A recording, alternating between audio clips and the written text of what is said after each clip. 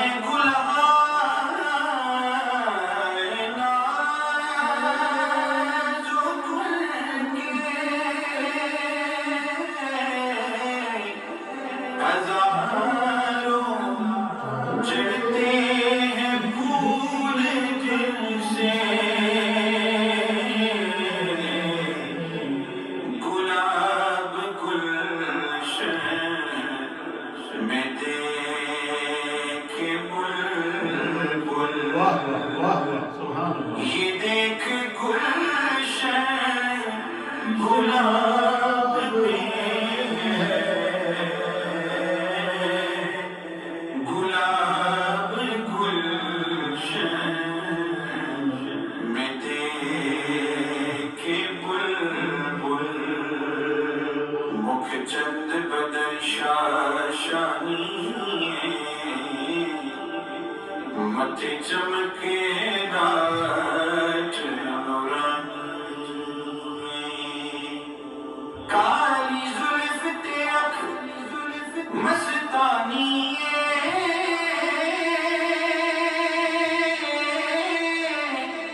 کالی زلف تیرک مستانی، مخمور یقین مدبریاں، گلاب گلشن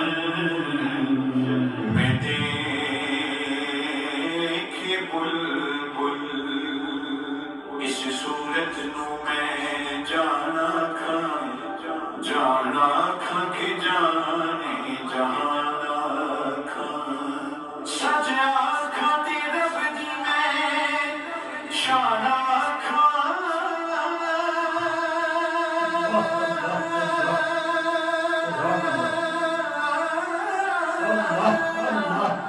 سجا کھا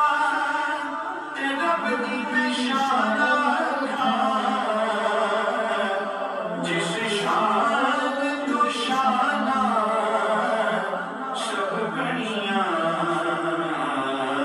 گلاب گلشن میں دیکھے بلبل، یہ دیکھ گلشن گلاب میں ہے، اٹھا دو پردہ دکھا دو چہرہ، کریم ایسا ملا کہ جس کے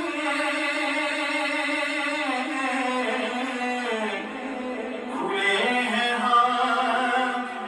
اور بھرے خزانے، کریم ایسا، کریم ایسا، کریم ایسا ملا کہ جس کے کھلے ہیں ہاتھ اور بھرے خزانے، بتاؤ اے مفلسوں کے پھر کیوں، بتاؤ اے مفلسوں کے پھر کیوں، تمہارا دل اضطراب میں ہے،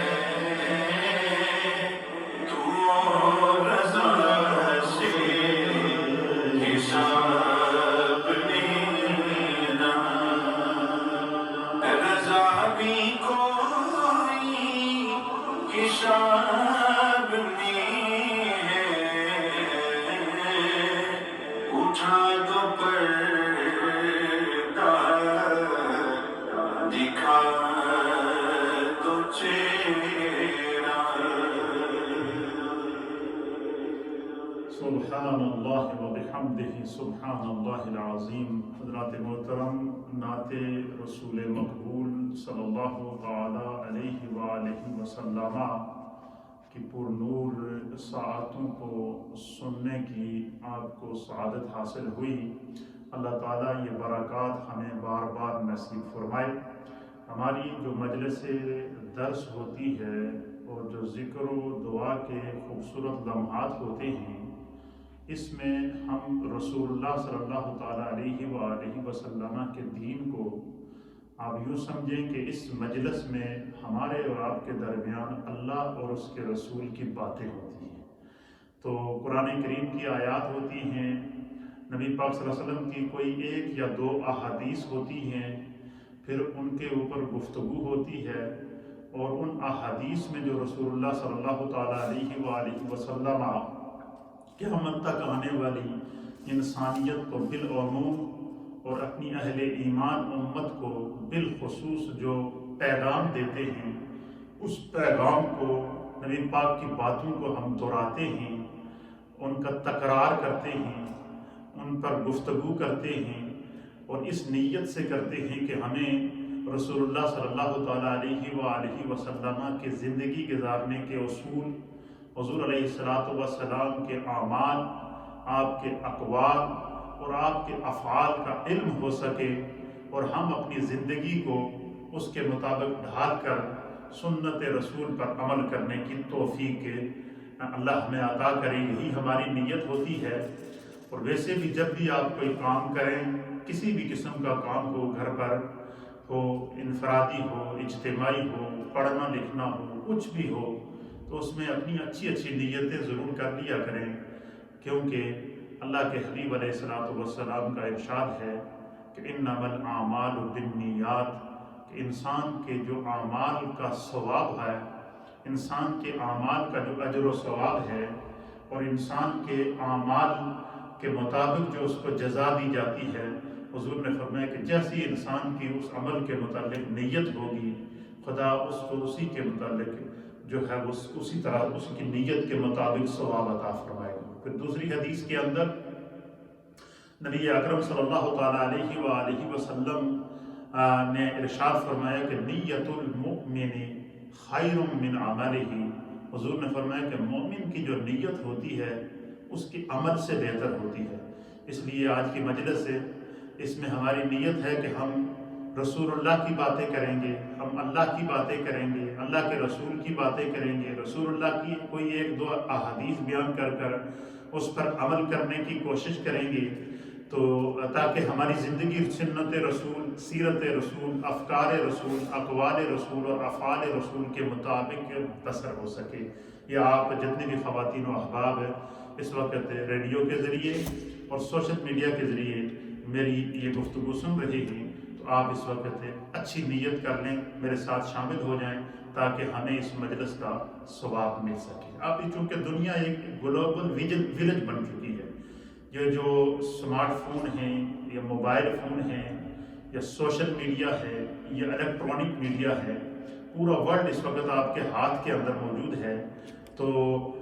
یہ ایک ہم یہاں نیت کریں گے تو ہماری اس مجلس کے اندر صرف ہمارے بولٹن کے احباب ریڈیو کے ذریعے ہی نہیں یا سوشل میڈیا کے ذریعے ہی نہیں، بلکہ ہال ورلڈ اس وقت پوری دنیا میں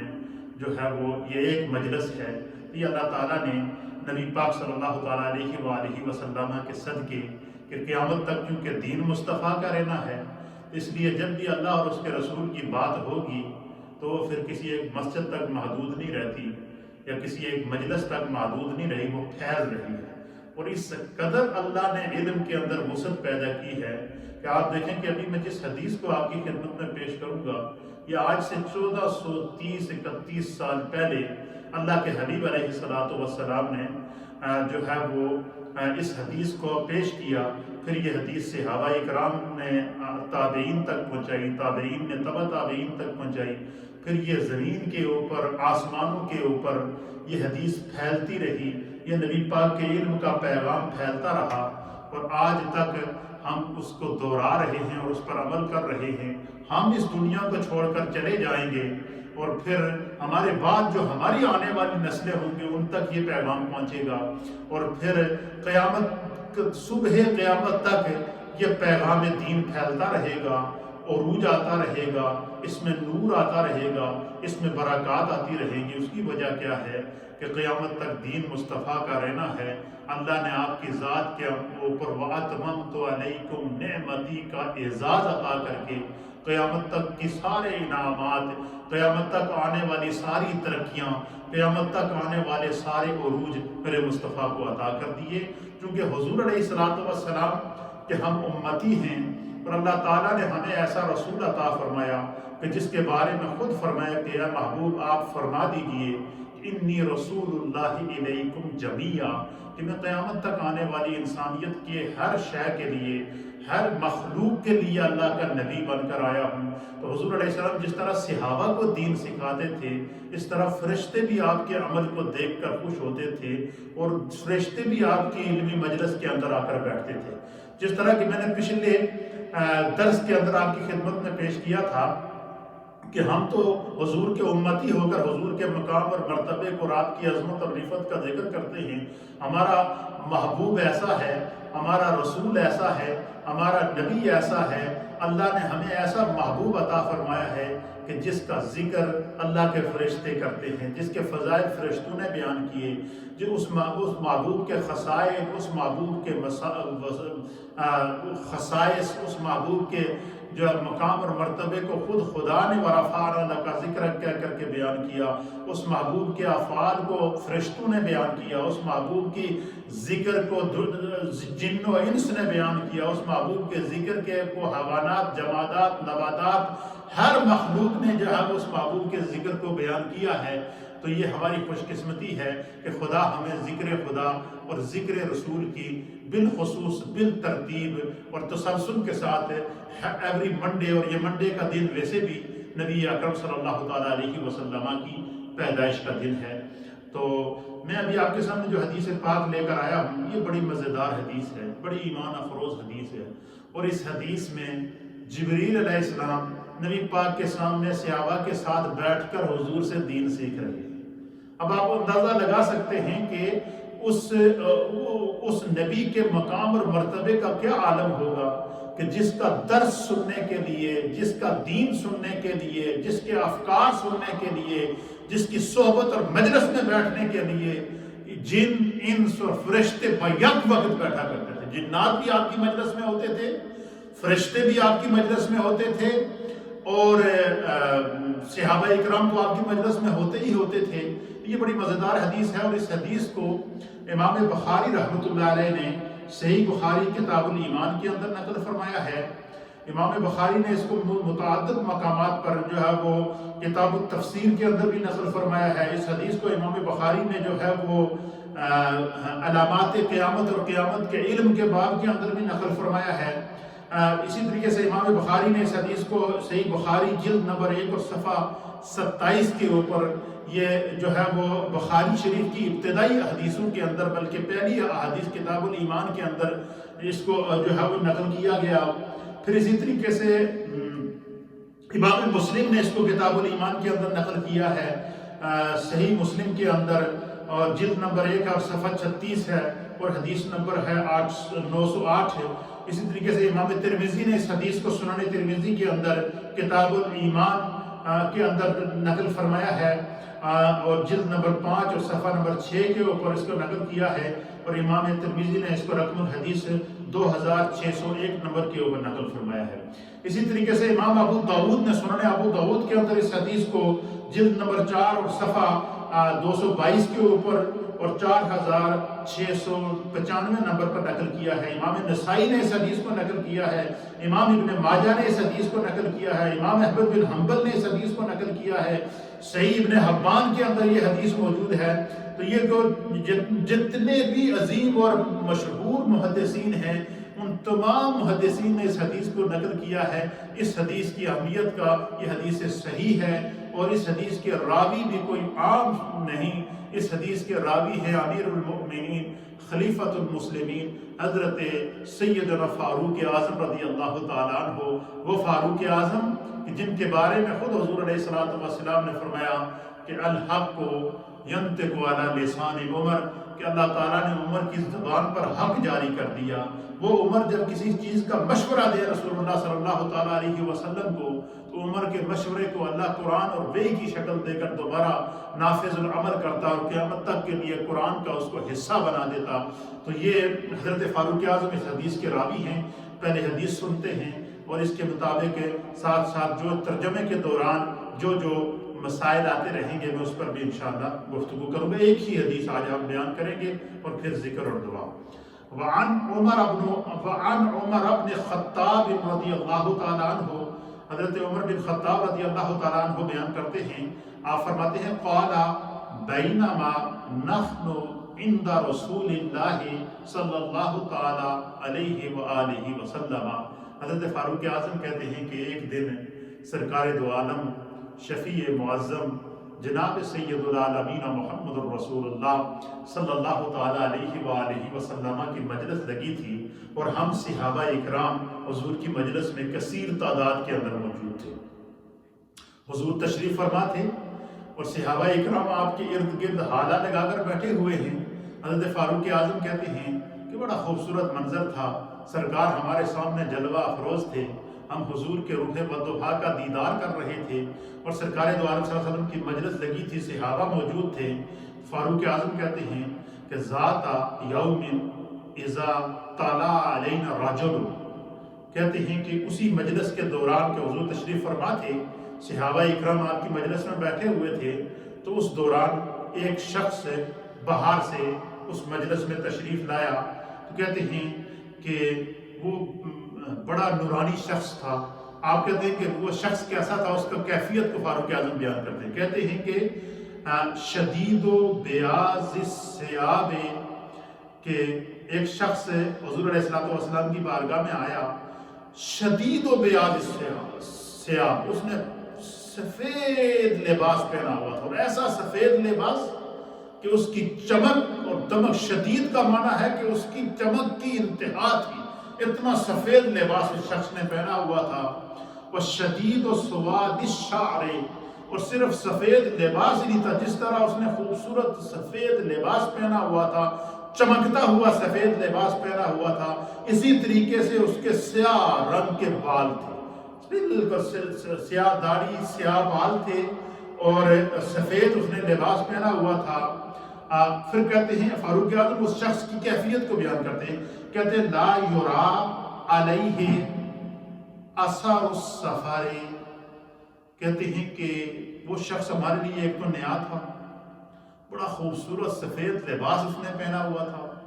اور کالے کالے اس کے خوبصورت بال تھے، زلفیں تھیں، اور وہ شخص اس پر کوئی لا یرا علیہ اثر السفر،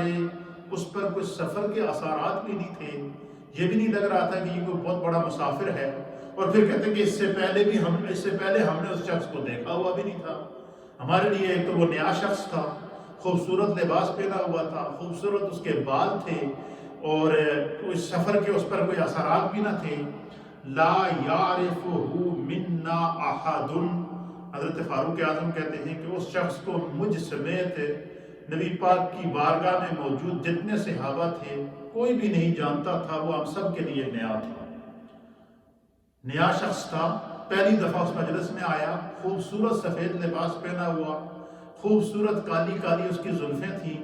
خوبصورت اس کی کالی داڑھی تھی۔ پھر جو ہے وہ شخص حضور علیہ السلام کی مجلس میں آیا، اور اس پر کوئی سفر کے اثرات بھی نہیں تھے، اور ہم نے اس سے پہلے اس کو دیکھا بھی نہیں تھا۔ حتی جلس الی النبی فاسند رکبتیہ الی رکبتیہ، اللہ اکبر، سبحان اللہ وبحمدہ، ایک دفعہ درود شریف پڑھیں سب حضرات، خواتین و حضرات۔ اللہم صلی علی سیدنا محمد صلاة دائمة مقبولة تؤدی بها عنا حقہ العظیم، الصلاة والسلام علیکہ یا سیدی یا رسول اللہ وعلی آلک واصحابک یا سیدی یا حبیب اللہ۔ فاروق اعظم کہتے ہیں کہ وہ شخص حضور علیہ السلام کی مجلس میں آ گیا تو آ کر حضور کے سامنے بیٹھ گیا اور اس طرح بیٹھا فَأَسْنَدَ رُكْبَتَيْهِ، دو زانو ہو کے، جس طرح بندہ نماز میں بیٹھتا ہے نماز پڑھتا ہے، اس طرح حضور کے سامنے آ کر دو زانو ہو کر باادب ہو کر بیٹھ گیا۔ فَأَسْنَدَ رُكْبَتَيْهِ إِلَىٰ رُكْبَتَيْهِ، اپنے جس طرح بندہ نماز کی حالت میں بیٹھتا ہے اس طریقے سے آ کر بیٹھا اور اپنے دونوں گھٹنوں کو حضور علیہ السلام کے گھٹنوں کے ساتھ ملا کر سرکار کے سامنے باادب بیٹھ گیا۔ وَوَضَعَ كَفَّيْهِ عَلَىٰ فَخِذَيْهِ، کہتے ہیں کہ اس نے اپنے دونوں ہاتھ اپنی پنڈلیوں کے اوپر رکھے، جس طرح کہ بندہ تحیات میں بیٹھتا ہے، یعنی باادب ہو کر وہ شخص آیا باہر سے، سفید لباس اس نے پہنا ہوا تھا، خوبصورت اس کی زلفیں تھیں، اس پر کوئی سفر کے اثرات نہیں تھے، اس سے پہلے ہم نے اس شخص کو نہیں دیکھا تھا، نہ ہی اس مجلس میں بیٹھا ہوا کوئی صحابی اس کو جانتا تھا، اور وہ آ کر سیدھا سرکار دو عالم صلی اللہ علیہ وسلم کے سامنے دو زانو ہو کر، جس طرح بندہ نماز میں بیٹھتا ہے اس طرح بیٹھا اور اپنے دونوں ہاتھوں کو اپنی پنڈلیوں کے اوپر رکھ کر سرکار کے سامنے باادب بیٹھ گیا۔ پھر جو ہے وہ کہتے ہیں وقالا، پھر اس شخص نے حضور علیہ السلام کو مخاطب کیا۔ فاروق اعظم کہتے ہیں کہ ہم بڑے حیران تھے کہ یہ شخص اس سے پہلے ہم نے دیکھا ہی نہیں ہے، یہ اتنی بے تکلفی کے اندر آ کر سرکار کے سامنے بیٹھ گیا اور پھر حضور سے باتیں کرنے لگا، اور یہ ہمارے لیے یہ بات بڑی عجیب تھی، کیونکہ جو بھی حضور کی مجلس میں آتا تھا ہم جانتے تھے کہ یہ فلاں شخص انصار ہے یا مہاجر ہے یا مدینے کا رہنے والا ہے یا کہیں اور جگہ کا رہنے والا ہے یا کسی مکے کا رہنے والا ہے، ہم اس کو پہچانتے تھے، لیکن یہ شخص بالکل ہمارے لیے نیا تھا اور اس ایک عجیب کیفیت تھی، اور حضور علیہ السلام کے سامنے اس طرح آ کر بیٹھا جیسے کہ پرانی شناسائی ہو حضور کے ساتھ ہے، اور سرکار کے سامنے باادب بیٹھ گیا۔ قالا، اس شخص نے حضور علیہ السلام کی بارگاہ میں عرض کیا، یا محمد، اے محمد صلی اللہ تعالی علیہ وآلہ وسلم، اخبرنی عن الاسلام، یا رسول اللہ میں آج آپ کے بارگاہ کے اندر اسلام کے بارے میں علم حاصل کرنے کے لیے آیا ہوں، اخبرنی، پس مجھے آپ خبر دیجئے، عن الاسلام، اسلام کے متعلق، کہ what is the اسلام، یہ اسلام کیا ہے۔ اس شخص نے کیا سوال کیا کہ میں آپ کی بارگاہ میں آج اسلام کے متعلق تعلیم حاصل کرنے آیا ہوں کہ مجھے اسلام کے بارے میں خبر دیجئے کہ اسلام کیا ہے۔ فقال، پس رسول اللہ صلی اللہ تعالی علیہ وآلہ وسلم نے اس شخص کا سوال سن کر جواب دیا۔ حضرت عمر کہتے ہیں کہ وہ شخص حضور سے باتیں کر رہا ہے، حضور کی بارگاہ میں سوال کر رہا ہے، حضور اس کے سوالات کے جوابات دے رہے ہیں، اور حضور کی مجلس میں موجود جتنے صحابہ ہیں، حضرت فاروق اعظم کہتے ہیں مجھ سمیت سارے ہماتن گوش ہو کر باادب ہو کر مجلس میں بیٹھے، حضور کا چہرہ بھی دیکھ رہے تھے اور اس کا سوال پوچھنا بھی سن اور دیکھ رہے تھے، اور حضور علیہ السلام، اور بڑی حیرت سے ہم بھی پورے انہماک سے ہم نے بھی نوٹ کرنا شروع کر دیا کہ ہم بھی جو ہے یہ شخص جو حضور سے علم حاصل کرنے آیا ہے، ہم بھی اس سے علم حاصل کرنا، ہم بھی جو سرکار سے کی باتیں سنتے ہیں۔ تو فقال، کہتے ہیں کہ جب اس شخص نے عرض کیا کہ اخبرنی عن الاسلام، مجھے اسلام کے متعلق آپ خبر ارشاد فرمائیے، اسلام کے متعلق معلومات دیجئے کہ اسلام کیا ہے۔ فقال رسول اللہ صلی اللہ تعالی علیہ وآلہ وسلم، حضور علیہ السلام نے اس شخص کا سوال سن کے آپ نے ارشاد فرمایا، الاسلام ان تشہد ان لا الہ الا اللہ وان محمدا رسول اللہ صلی اللہ تعالی علیہ وآلہ وسلم، وتقیم الصلاة وتؤتی الزکاة وتصوم رمضان وتحج البیت ان استطاع الیہ السبیل۔ سبحان اللہ، سرکار نے اس کے ایک جواب میں پورا بتا دیا کہ مسلمان کے لیے اسلام کیا ہے اور اسلام کی تعریف کیا ہے۔ What is the definition of اسلام؟ اسلام کی جو ڈیفینیشن ہے، اسلام کی جو تعریف ہے، اسلام کی جو تعریف ہے، اسلام کیا ہے، اسلام کا تعارف حضور علیہ السلام نے فرمایا. حضور نے فرمایا کہ الاسلام، اسلام یہ ہے کہ تو اس بات کی گواہی دے کہ اللہ کے سوائے کوئی معبود نہیں. سب سے پہلے تو شرک کو چھوڑے، اللہ پر ایمان لے کر آئے، اور اس بات کی گواہی دے کہ اللہ کے سوائے کوئی معبود برحق نہیں ہے، اور محمد صلی اللہ تعالیٰ علیہ وآلہ وسلم اللہ کے رسول ہیں. یعنی اللہ کے وحدہ لا شریک ہونے کی تو گواہی دے، اور مصطفیٰ کریم صلی اللہ تعالیٰ علیہ وآلہ وسلم کو آخری نبی مانے. حضور نے فرمایا کہ جو اللہ پر ایمان لایا اور جس نے مجھے اللہ کا رسول، آخری رسول تسلیم کیا، اس مجھ پر ایمان لایا، فرمایا کہ سمجھ لو اسے اسلام بھی مل گیا، ایمان بھی مل گیا، دین بھی مل گیا. پھر صرف یہی نہیں، حضور نے فرمایا کہ جب تم ایمان لے آؤ تو پھر کیا کرو، پھر اللہ نے تمہارے اوپر وَتُقِيمَ الصَّلَاةَ، پھر وہ نماز کو قائم کرے. تو پتہ چلا کہ اسلام لانے کے بعد بندہ مومن بالغ مرد اور عورت کے اوپر اللہ نے نماز کو فرض کیا. حضور نے یعنی اس مجلس کے اندر اس شخص کو اسلام کے تعارف میں ایمان کے بعد جس چیز کی حضور علیہ السلام نے تعلیم ارشاد فرمائی وہ یہ تھی کہ تم جو ہے وہ تقیم الصلاۃ، نماز کو قائم کرنا، نماز کو کبھی نہ چھوڑنا. نماز کو جو اللہ نے تم پر دن رات میں نمازیں فرض کی ہیں، ان فرض نمازوں کو ہر حال میں پڑھنا. بیمار ہو پھر بھی وہ نماز معاف نہیں ہے، جو ہے سفر میں ہو پھر بھی معاف نہیں ہے، حضر میں ہو پھر بھی معاف نہیں ہے، اجتماع میں ہو پھر بھی معاف نہیں ہے، گھر میں ہو پھر بھی معاف نہیں ہے، لاک ڈاؤن کے اندر گھروں میں بیٹھے ہیں پھر بھی نماز معاف نہیں ہے. حضور نے فرمایا کہ گھروں کا جب اسلام یہ ہے کہ اللہ اور اس کے رسول پر ایمان لانا، اسلام یہ ہے کہ اللہ کو وحدہ لا شریک ماننا، اسلام یہ ہے کہ اللہ کے رسول کو اللہ کا آخری نبی ماننا، اور اسلام یہ ہے کہ تم 5 وقت کی نماز جو اللہ نے تم پر فرض کی ہے اس کو پابندی سے ادا کرنا. یہ مسلمان کا سب سے اولین کام ہے. سرکار اس مجلس میں خود ارشاد فرما رہے ہیں. پھر فرمایا وَتُؤْتِ الزَّكَاةَ،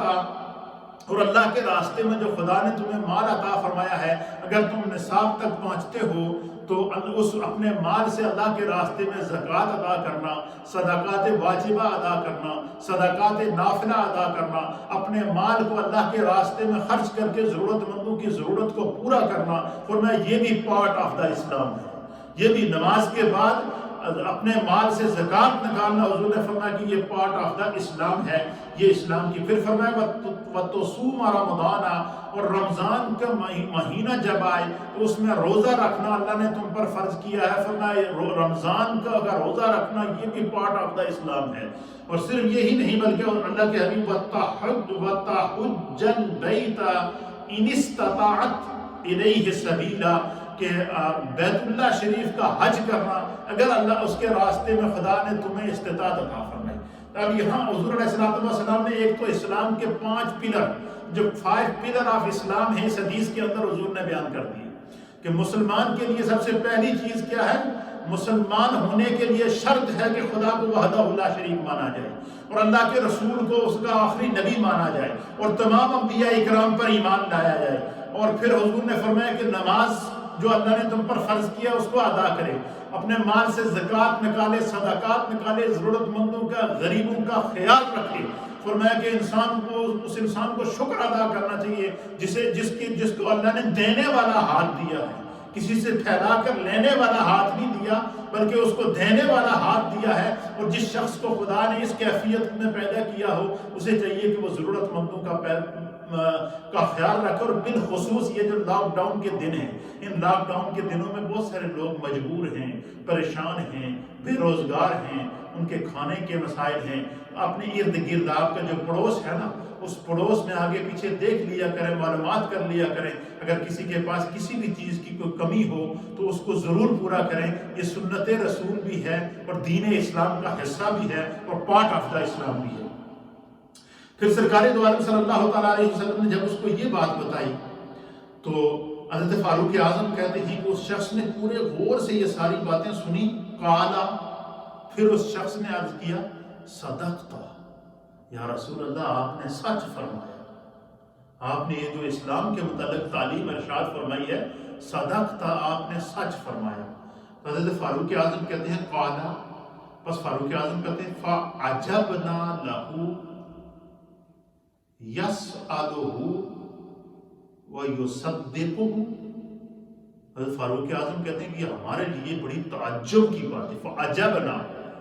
یہ جمع کا صیغہ ہے، اس کا معنی ہے کہ نبی پاک کی مجلس میں جتنے صحابہ تھے وہ سارے متعجب تھے، تعجب میں تھے۔ وہ کیا تھے؟ تعجب تھا ان کو۔ اور وہ تعجب کیا ہوا؟ فاروق اعظم کہتے ہیں کہ ہمیں تعجب یہ ہوا کہ بڑا عجیب شخص ہے۔ حضور سے پہلے سوال پوچھا، حضور نے اسے جواب دیا، اور پھر ساتھ میں کہہ رہا ہے کہ آپ نے سچ فرمایا اور اس کی تصدیق بھی کر رہا ہے۔ کہتے ہیں یہ ایک ایسا شخص ہے کہ خود علم بھی حاصل کر رہا ہے اور ساتھ میں تصدیق بھی کر رہا ہے۔ کہتے ہیں کہ یہ بات ہمارے لیے بڑی تعجب خیز تھی۔ پھر کہتے ہیں کہ پھر اس شخص نے دوسرا سوال کیا نبی پاک صلی اللہ علیہ وسلم سے۔ پہلا کیا سوال کیا تھا کہ اخبرنی عن الاسلام، اسلام کے متعلق بتائیے۔ تو حضور علیہ السلام نے اسلام کے متعلق کتنی 5 پلر آف اسلام بتا دیے۔ پہلا کیا کہ اللہ اور اس کے رسول پر ایمان لانا، دوسرا نماز قائم کرنا، تیسرا زکوٰۃ ادا کرنا، رمضان کے روزے رکھنا، اور بیت اللہ شریف کا حج کرنا اگر اس کے راستے میں خدا نے استطاعت عطا فرمائی۔ یہ پہلے سوال کا حضور نے جواب دیا۔ پھر اس نے دوسرا سوال کیا، اس شخص نے، حضرت فاروق اعظم کہتے ہیں کیا سوال کیا؟ قال، تو اس شخص نے عرض کیا فاخبرنی عن الایمان، یا رسول اللہ ایمان کے متعلق بتائیے کہ یہ ایمان کیا ہے، ایمان کے متعلق مجھے خبر دیجیے۔ پہلے پوچھا اسلام کے متعلق دیجیے۔ اسلام میں نبی پاک صلی اللہ تعالیٰ علیہ وسلم نے جو حقوق اللہ اور حقوق العباد دونوں بیان کر دیے۔ اب دوسرا سوال اس شخص نے کیا کیا؟ فاخبرنی عن الایمان، ایمان کے متعلق مجھے آپ جو ہے وہ خبر دیجیے۔ تو حضور علیہ السلام حضرت فاروق اعظم کہتے ہیں کہ سرکار نے اس کا سوال سن کر قالا، پس اللہ کے حبیب علیہ السلام نے فرمایا ایمان یہ ہے ان تؤمن باللہ، کہ تو اللہ پر کامل ایمان لے کر آئے، وملائکتہ، اور اس کے فرشتوں پر ایمان لے کر آئے، وکتبہ، اور اس کی کتابوں پر ایمان لے کر آئے، ورسلہ، اور اس کے تمام رسول و کم و بیش 1.25 لاکھ انبیاء اور مرسلین پر ایمان لے کر آئے، والیوم الآخر، اور آخرت کے دن پر ایمان لے کر آئے، وَتُؤْمِن بِالْقَدْرِ خَيْرِهِ وَشَرِّهِ،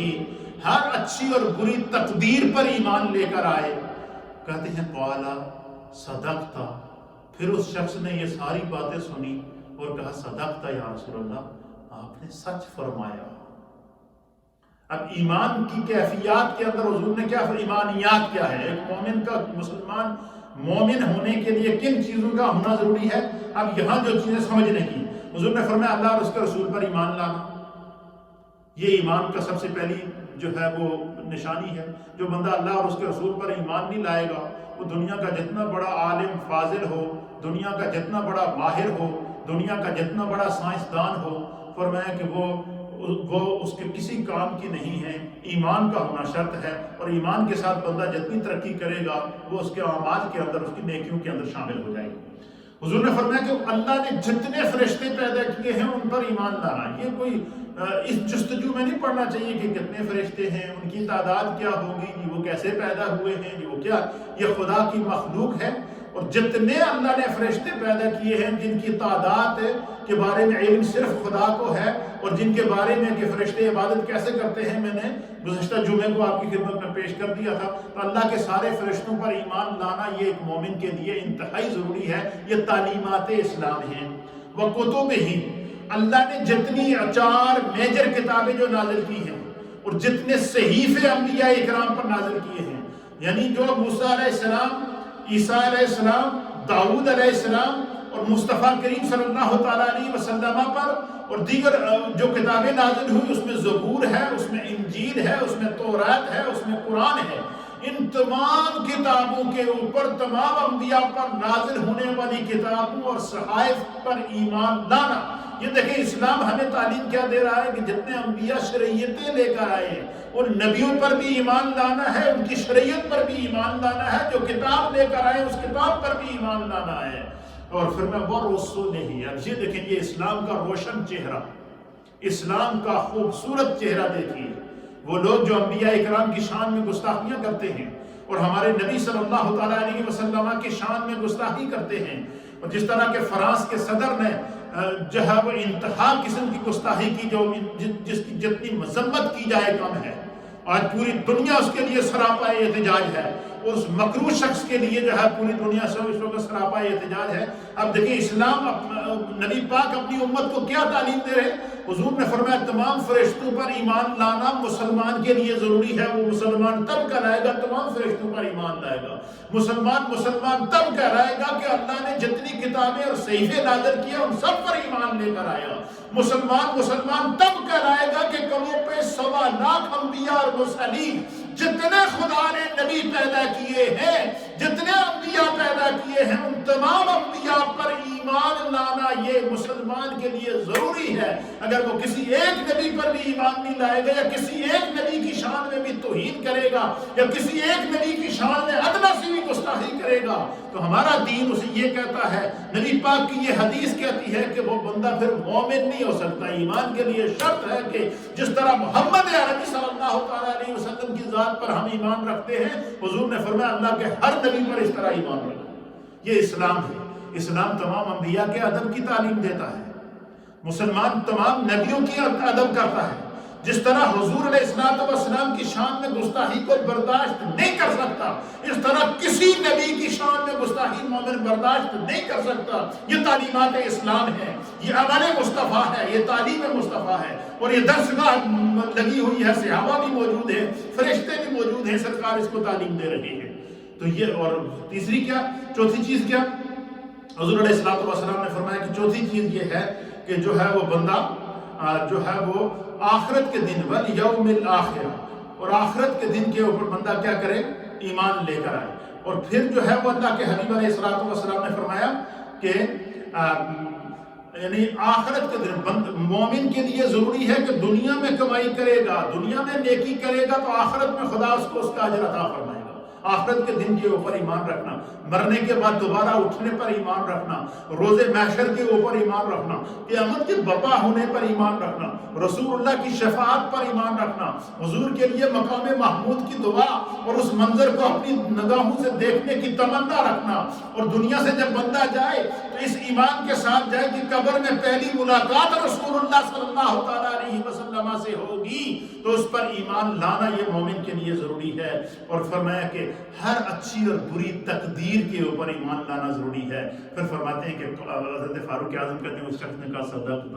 آپ نے سچ فرمایا۔ قالا کہتے ہیں کہ پھر اس شخص نے تیسرا سوال کیا، حضور علیہ السلام سے پوچھا کہ فاخبرنی عن الاحسان، مجھے احسان کے متعلق بتائیے کہ احسان کیا ہے۔ تو اللہ کے حبیب علیہ السلام نے فرمایا احسان یہ ہے، قالا حضور علیہ السلام نے فرمایا احسان یہ ہے کہ ان تعبد اللہ کأنک تراہ، حضور نے فرمایا کہ تو اس طرح اپنے رب کی عبادت کرے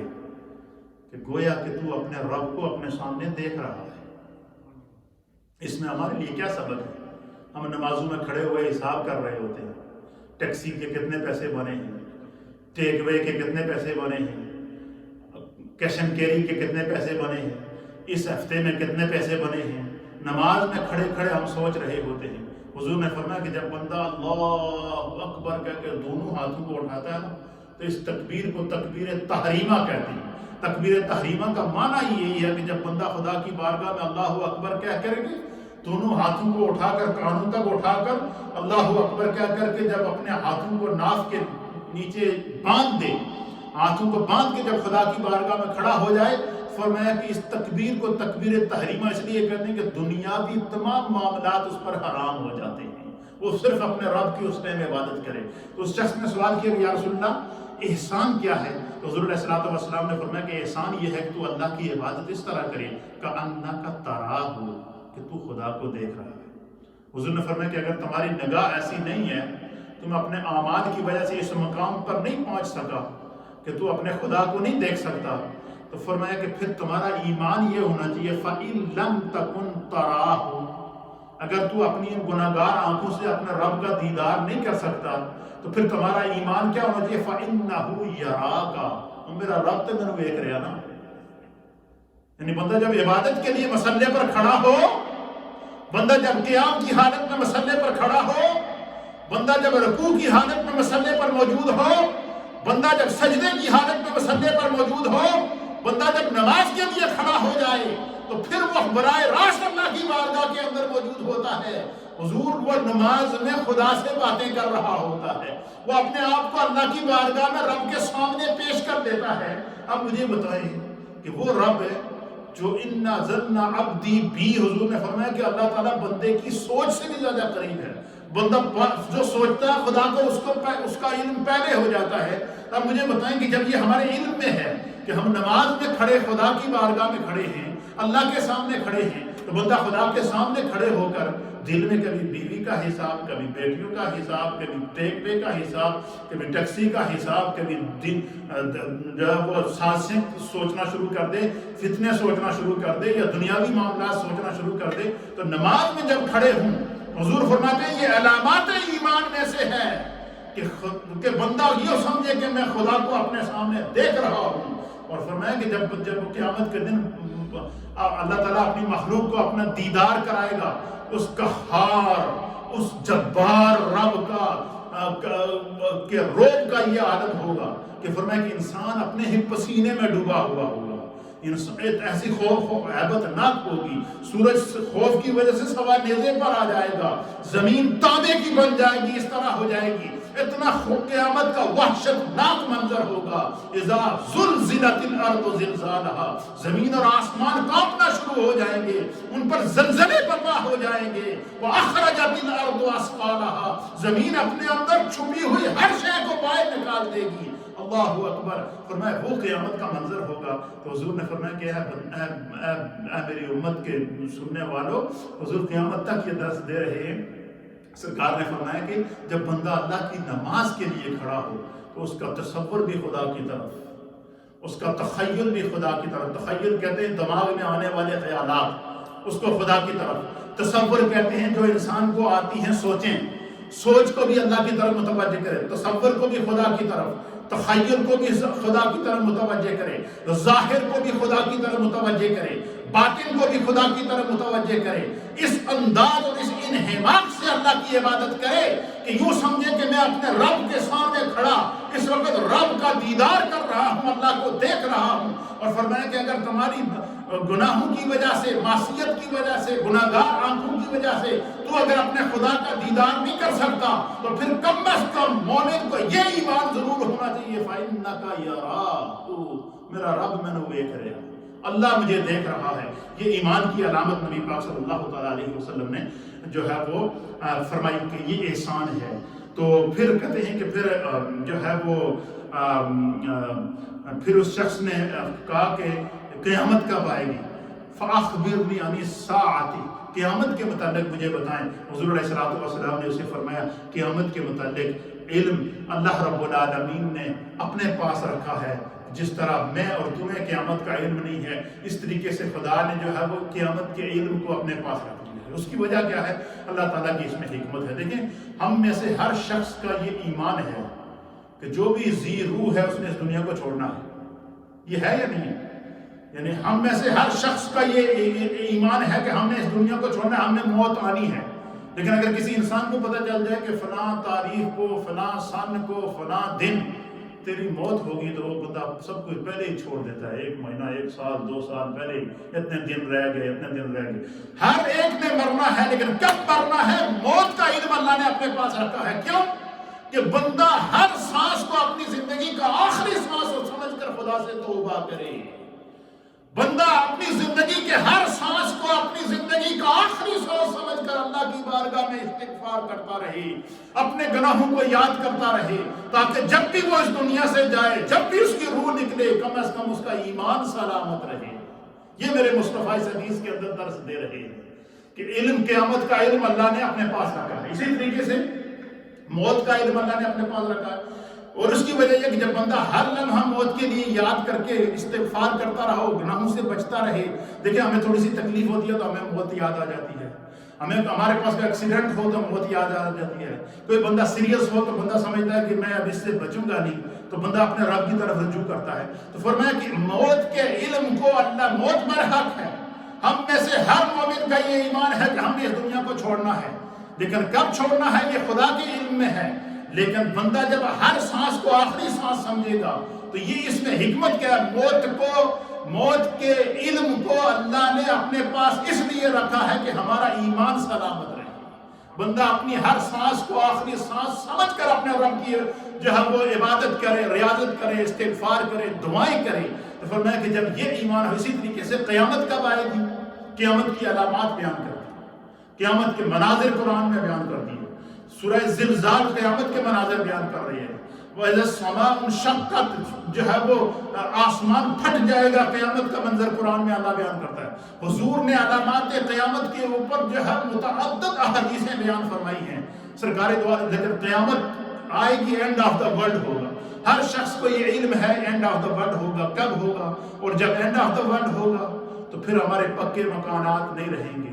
محلات نہیں رہیں گے، بلڈنگیں نہیں رہیں گی، عمارتیں نہیں رہیں گی، دریا نہیں رہیں گے، سمندر نہیں رہیں گے، پہاڑ نہیں رہیں گے، دنیا کی کوئی ساتو زمینیں نہیں رہیں گی. ہر چیز لپیٹ دی جائے گی. یہ خدا اپنے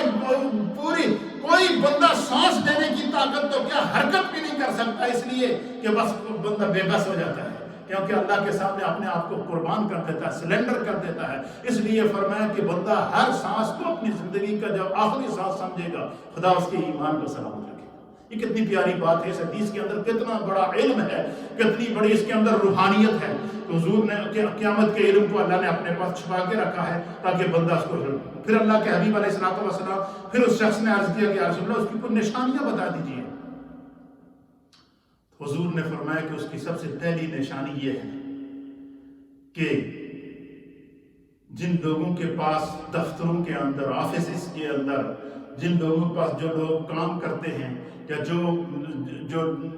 لوگ جن لوگوں کو لوگ پکڑ کر ظلم کی وجہ سے غلام بنا دیتے ہیں، پھر وہ ان کے ساتھ زیادتی کرتے ہیں، فرمایا کہ غلام لونڈی اپنے آقا کا بیٹا جنے گی. آپ مجھے بتائیں کہ اس وقت پوری دنیا میں کتنے جو ہے وہ ایسے بچے پیدا ہو رہے ہیں جن کے ماں باپ کو پتہ ہی نہیں ہے، جن کے باپ کا پتہ ہی نہیں ہے. یہ اس وقت پوری دنیا کا ٹرینڈ بنا ہوا یا نہیں ہے؟ تو فرمایا کہ جب یہ علامات قیامت میں سے ہے کہ انسان جو ہے وہ اپنے کردار کو بھول جائے گا اور حلال اور جائز طریقے کو چھوڑ کر ناجائز طریقے، اور بالخصوص اس میں ہماری جو ینگ جنریشن ہے، نوجوان نسل ہے، بچے اور بچیاں ہیں، ہماری مائیں بہنیں بزرگ جتنے بھی اس وقت سن رہے ہیں، نوجوانوں کے لیے اسپیشلی یہ جو ڈیٹنگ کے اوپر جاتے ہیں لڑکے اور لڑکیاں اور آپس میں خلوتوں میں جا کر ملتے ہیں، حضور نے فرمایا کہ یہ علامات قیامت میں سے ہیں، یہ شیطان کی مجلس ہوتی ہے، اس سے بچنا چاہیے. پھر اسی طریقے سے نبی اکرم صلی اللہ تعالیٰ علیہ وسلم نے فرمایا کہ جو ہے وہ علامات قیامت میں سے ایک یہ بھی ہے کہ جو ہے وہ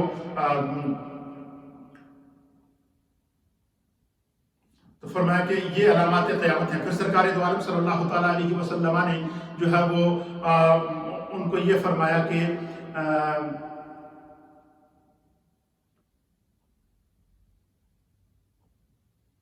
حضرت فاروق اعظم کہتے ہیں کہ یہ ساری مجلس چل رہی تھی، اتنے سوالات اس شخص نے کیے، حضور ایک ایک سوال کا جواب دے رہے ہیں، ہم اس پوری مجلس کو سن رہے ہیں لیکن ہم اس شخص کو نہیں جانتے تھے. تو کہتے ہیں کہ جب وہ اپنی ساری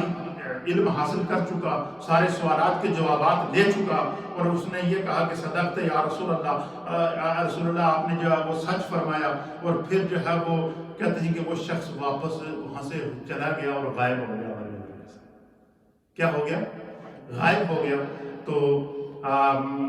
کہتے ہیں کہ حضرت عمر رضی اللہ تعالیٰ عنہ کہتے ہیں اتدری من السائل، تو حضور علیہ السلام کہتے ہیں، حضرت عمر کہتے ہیں جب وہ شخص اٹھ کر چلا گیا، اپنے کپڑوں کو لپیٹتے ہوئے واپس چلا گیا، تو قال نبی پاک صلی اللہ علیہ وسلم نے فرمایا یا عمر، اے میرے عمر. حضرت عمر قریب بیٹھے ہوئے تھے. حضور نے فرمایا اتدری من السائل، کہ تم جانتا ہے یہ شخص جو آیا تھا اگر میرے سامنے بیٹھا اور اس نے مجھ سے اتنے سوال کیے، آپ اس کو جانتے ہیں؟ حضرت فاروق اعظم کہتے ہیں قل، تو میں نے عرض کیا اللہ و رسولہ اعلم،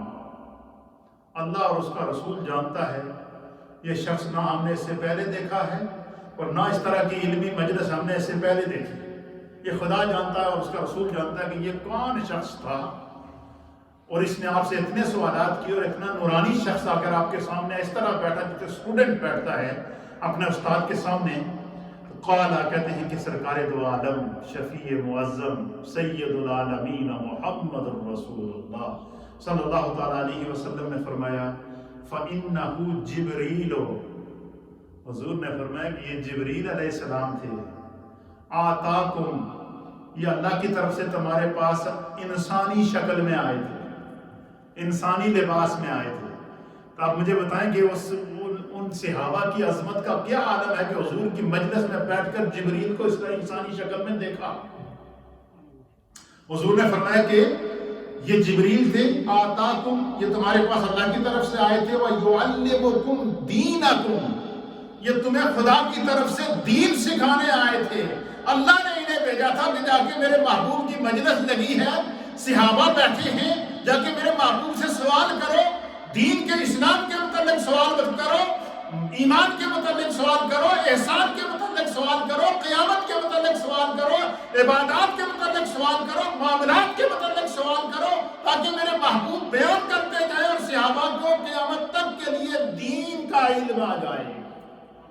یہ ہے مقام مصطفیٰ، یہ ہے عظمت مصطفیٰ، یہ ہے رفعت مصطفیٰ کہ میرے مصطفیٰ سے فرشتے بھی علم حاصل کرنے کے لیے آتے.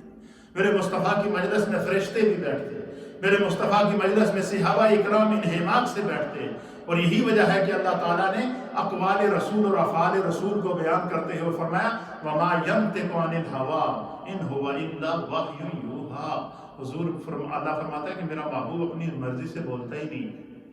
جو بھی بات چاہے خلوت میں ہو، جلوت میں ہو، اجتماع میں ہو، تنہائی میں ہو، گھر میں ہو، باہر ہو، انفرادی زندگی میں ہو، اجتماعی زندگی میں ہو، خانگی زندگی میں ہو، فرمایا میرا محبوب جو بھی بات اپنی زبان سے نکالتا ہے یہ خدا کی طرف سے وحی ہوتی ہے. اور فرمایا وَمَا آتَاكُمُ الرَّسُولُ فَخُذُوهُ،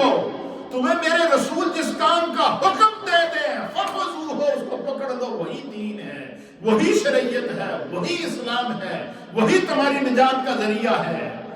وَمَا نَهَاكُمْ عَنْهُ فَانْتَهُوا، اور میرے رسول تمہیں جس کام سے منع کر دیں فَانْتَهُوا، تو اس کے قریب بھی نہ جاؤ. میرے دوستو زندگی کا پتہ نہیں ہے، مشکل دور سے ہم گزر رہے ہیں، آزمائشوں سے ہم گزر رہے ہیں. انسانیت اس وقت طرح طرح کی آزمائشوں میں ہے. لمحے کا ایک لمحہ کا پتہ نہیں ہے. آگاہ اپنی موت سے کوئی بشر نہیں، ساماں ہے 100 برس کا پل کی خبر نہیں. اس لیے ہر سانس کو زندگی کا آخری سانس سمجھے. ہر طرح کی برائی سے توبہ کرنا یہ ضروری ہے کہ ہمیں ان آزمائشوں سے بچیں. خدا بند قدوس ہمیں دین کو سیکھنے کی تعلیم ارشاد فرمائے. یہ صرف ایک حدیث کا مختصر ترجمہ میں نے کیا ہے، اس کی تشریح میں نے بیان نہیں کی ہے، لیکن اس حدیث کے اندر خدا نے کتنے علم کے خزانے رکھے ہیں. اس میں مقام مصطفیٰ دیکھیے، اس میں عظمت مصطفیٰ دیکھیے، اس میں سرکار کا صحابہ کو دین سکھانے کا طریقہ اور سلیقہ دیکھیے. خدا ہمیں اس پر عمل کرنے کی توفیق عطا فرمائے. تھوڑا سا ذکر اور پھر دعا، اور جو کلمات اور تلاوتیں آپ لوگوں نے کی ہوئی ہیں دل میں اس کو میری مل کر دیجیے گا، اور جس کو جو نیت سے پڑا ہوا ہے وہ بھی اپنے سامنے رکھیے گا. انشاءاللہ دعا میں شامل کرتے ہیں. بسم اللہ الرحمن الرحیم. اللہم صلی علی نبینا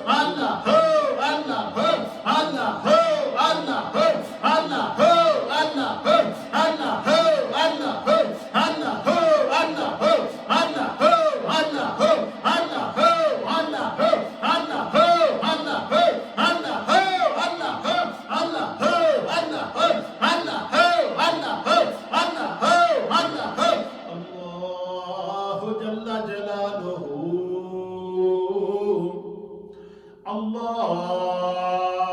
جل جلالہ، اللہ تعالیٰ کے اسم ذات اللہ اللہ اللہ اللہ اللہ اللہ اللہ اللہ اللہ اللہ اللہ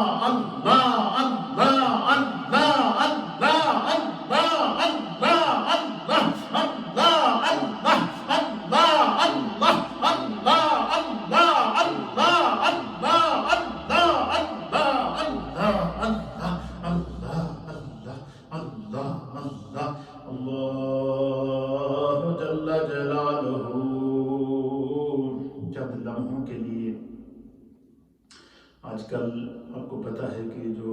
کورونا وائرس کی وبا ہے، اس کی وجہ سے انسان کے سانس پر اس کا افیکٹ پڑتا ہے، انسان کا سانس متاثر ہوتا ہے۔ اس نیت کے ساتھ کہ اللہ ہمارے سانس کی نالیاں، سانس، جگر، ہر چیز کو اندرونی جو قلب اور قالب کا سسٹم ہے اس کو اللہ قائم رکھے۔ تو سانس کے ذریعے آنکھیں بند کر کے ناک کے ذریعے اللہ اور منہ کے ذریعے ہو، لیکن سانس کے ذریعے لینا ہے تاکہ ہمارے سانس کو اللہ کے ذکر کی برکت مل سکے۔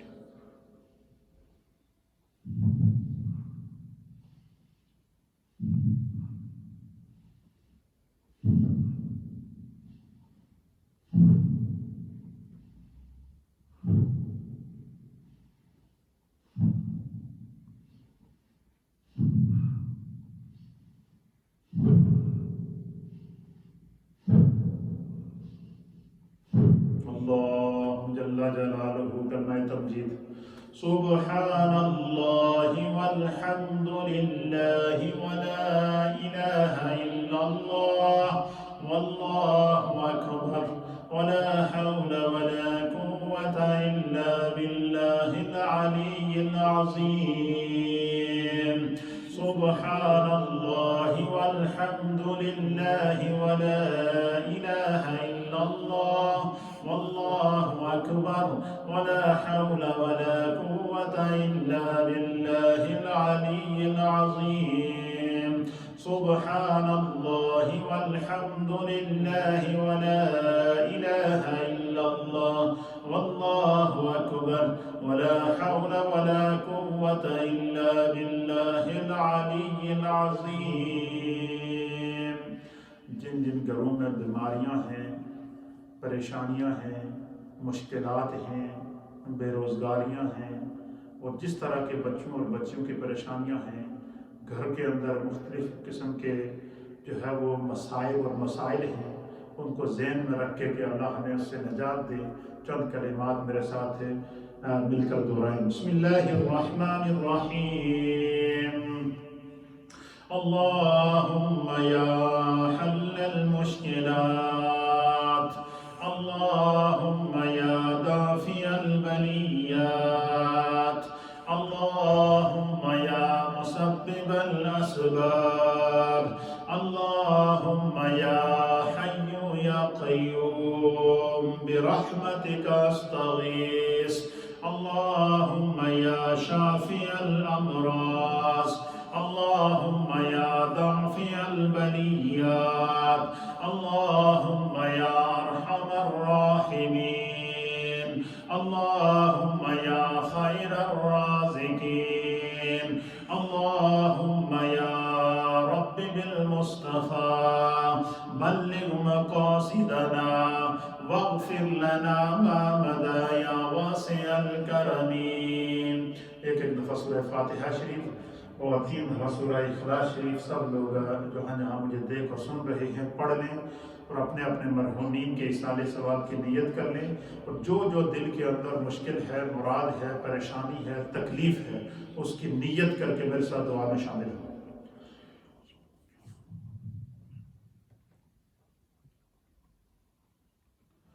اللہم صلی علی سیدنا و مولانا محمد وعلی آل سیدنا و مولانا محمد واصحاب سیدنا و مولانا محمد وبارک وسلم وصلی علیہ۔ اللہم انا نسألک العفو والعافیہ والمعافاة الدائمة في الدين والدنيا والآخرة والفوز بالجنة والنجاة من النار يا رب بالمصطفى بلغ مقاصدنا واغفر لنا ما مدى يا واسع الكرم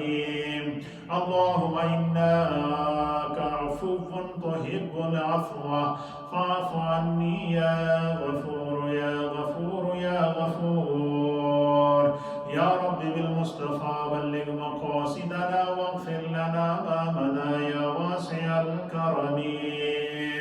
الله أكبر الله أكبر لا إله إلا الله والله أكبر الله أكبر ولله الحمد یا اللہ تیری بارگاہ میں تیرے پیارے حبیب نبی